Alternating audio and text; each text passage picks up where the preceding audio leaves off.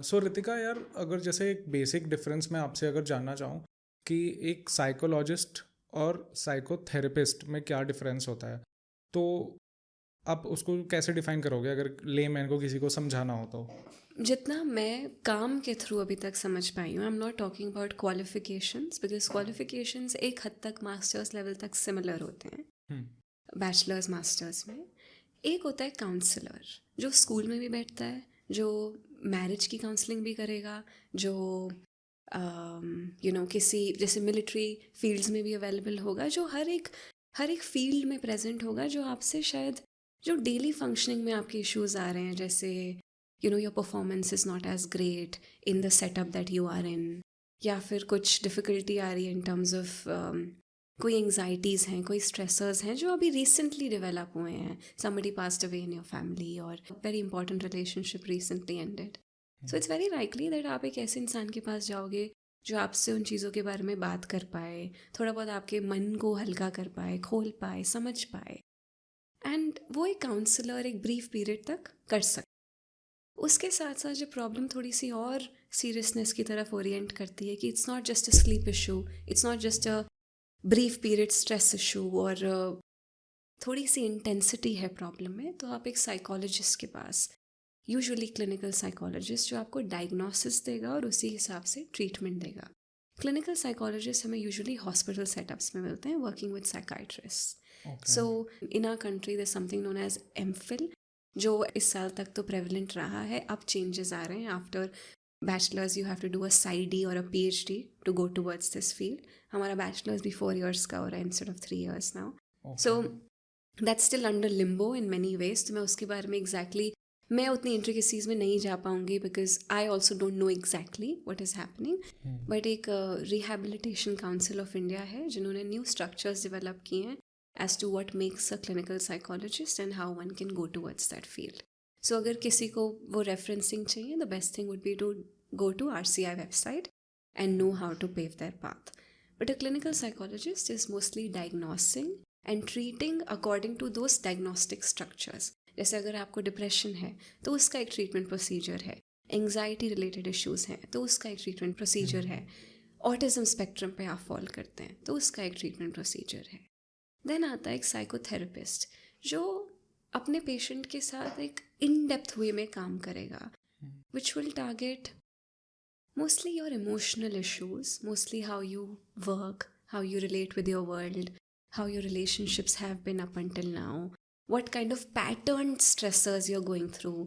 जैसे कि जॉब में भी सिमिलर प्रॉब्लम है, अपने पर्सनल रिश्ते में भी सिमिलर प्रॉब्लम है, अपने बच्चे के साथ भी सिमिलर प्रॉब्लम है, तो आपकी पर्सनैलिटी में कुछ चल रहा है जिसकी वजह से वो सारी प्रॉब्लम्स मैनिफेस्ट हो रही हैं। तो एक साइकोथेरेपिस्ट इन चीज़ों को एक सिम्टम्स के तौर पे देखेगा कि नींद ना आना एक मैनिफेस्टेशन है हर रिश्ते में एक डिफरेंट डिग्री ऑफ डिससेटिस्फैक्शन का। तो उधर से स्टार्ट करके then you start to look into the intricacies of कि आपकी लाइफ कैसी थी, आपका बचपन कैसा था, क्या बचपन में कुछ ऐसे ट्रॉमेटिक इंसिडेंट्स रहे हैं जो आपके मन में अभी तक आपको रोक के बैठे हुए हैं, क्या आपके सपने कैसे हैं, what kind of dreams do you usually have, कोई पैटर्न्स हैं उनमें। तो a psychotherapist is usually working with your unconscious mind, which you yourself aren't very conscious of.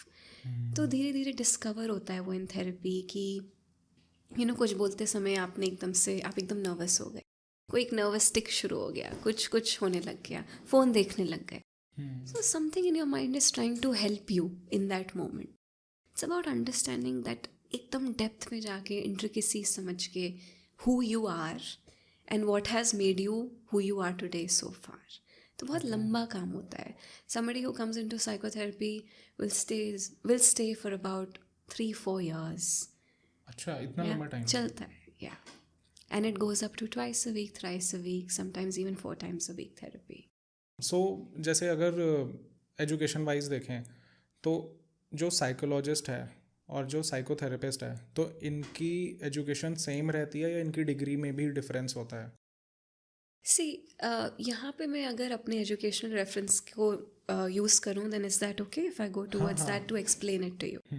जैसे मैंने बैचलर्स किया इन applied psychology, bachelors and honours in the subject is a basic understanding of the subject, जिसमें आप मतलब आप 15 से 20 subjects पढ़ोगे 3 साल की स्टडी में, ओके। फिर उनमें से शायद आप 2-3 सब्जेक्ट्स चूज़ करोगे जो आपको इंटरेस्टिंग लग रहे हैं, and then you go towards a masters. फिर मैंने इस बैचलर्स इन अप्लाइड साइकोलॉजी के बाद मास्टर्स इन क्लिनिकल साइकोलॉजी किया। इस पॉइंट तक मैं एकदम श्योर नहीं थी कि मुझे क्लिनिकल सेटअप में जाना है, विच मीन्स मुझे हॉस्पिटल्स में काम करना है, बट मुझे इतना पता था that I want to go into psychotherapy. वो क्लिनिकल प्रॉब्लम्स के साथ पेशेंट्स आएंगे, so I need to have an understanding of what these problems are, what pathology is, pathology being anything that is diagnosable, जो हम diagnose करेंगे। तो फिर आप मास्टर्स तक एक psychologist, usually a counsellor, a psychotherapist is following a similar track.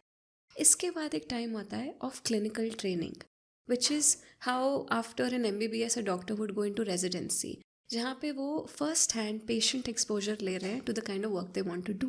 Okay. So जैसे मेरी clinical training is from the Viktor Frankl institute in Israel, which is in logotherapy and existential psychotherapy.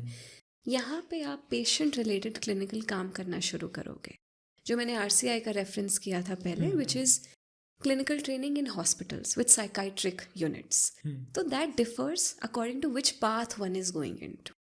यहाँ पे हमारे बीच में differences आने शुरू हो जाते हैं एज टू हम किस टाइप की एवेन्यूज़ को परस्यू कर रहे हैं, किस टाइप का काम करना चाह रहे हैं। और जैसे एक डॉक्टर भी रेजिडेंसी के टाइम सेलेक्टिव हो जाएगा, वैसे ही एक साइकोलॉजिस्ट, एक साइकोथेरेपिस्ट भी अपनी सेलेक्टिविटीज़ के तरफ जाने लग जाएगा। ओके।